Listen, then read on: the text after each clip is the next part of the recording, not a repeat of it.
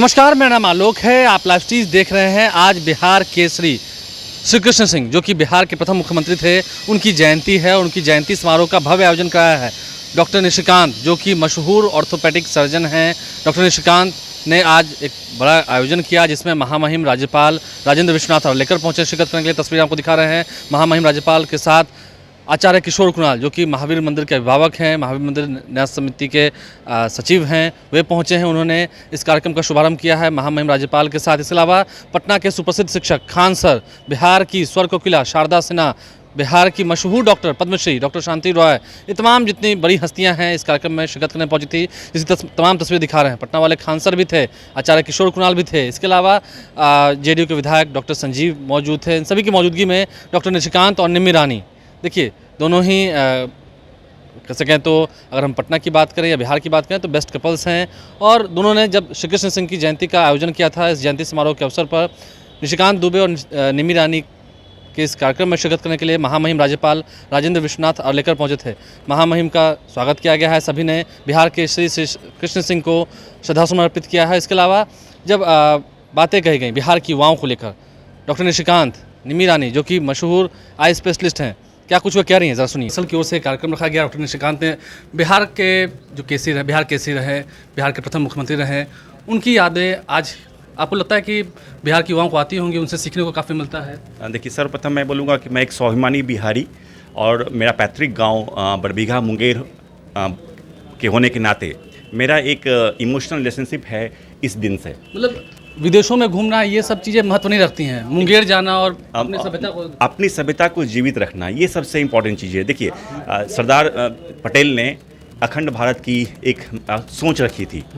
मेरे ख्याल से श्री बाबू का सोच अखंड बिहार का था, जो कि जात पात, धर्म, वर्ग, परिवारवाद से इनको कोई इसको बांट ना सके, इन वर्गों में इसको बांटा ना जा सके।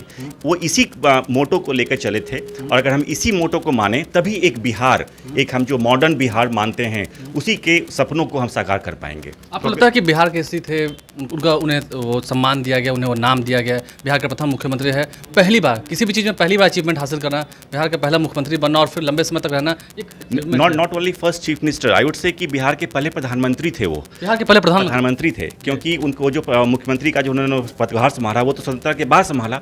एक्चुअली 1939 से 1948 तक वो बिहार प्रोविंस के मालिक थे, जिसको कि उसमें प्रधानमंत्री का कह दिया जाता था। तो ये बिहार के पहले प्रधानमंत्री और बिहार के पहले मुख्यमंत्री दोनों थे।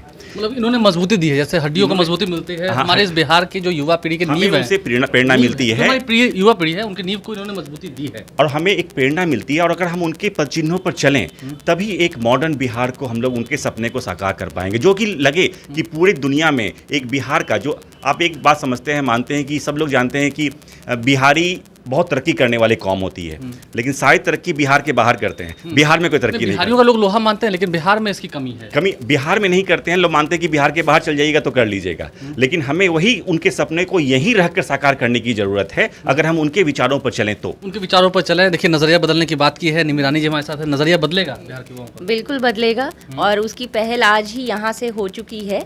और इस कार्यक्रम के माध्यम से हमारा उद्देश्य ही यही है कि हम भावी पीढ़ियों को दिखा सकें कि बिहार का इतिहास कितना गौरवशाली रहा है। उसी गौरवशाली इतिहास में एक अब समय आ गया है वापस से जीवन प्राण फूंकने का।